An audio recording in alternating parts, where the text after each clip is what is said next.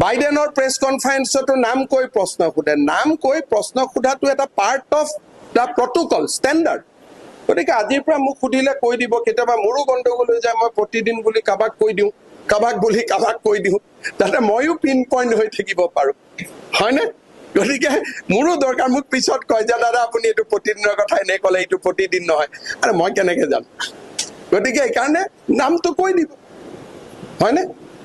আৰু ৰাস্তাই ঘাটে কোনো পৰ্টেলে যেতিয়ালৈকে DIPR ৰেজিষ্ট্ৰেশ্যন নহয়, পৰ্টেলটোতো CMৰ প্ৰেছ কনফাৰেন্সত আহিবও নালাগে, লাগে জানো? যেতিয়ালৈকে INPR ৰেজিষ্ট্ৰেশ্যন নহয়, বেজ নহয়, আমাৰোতো চিকিউৰিটি ৰিস্ক আছে না। তাতো চিষ্টেমৰ মানুহে প্ৰেছ কনফাৰেন্সত আহে, চবটো নাহে।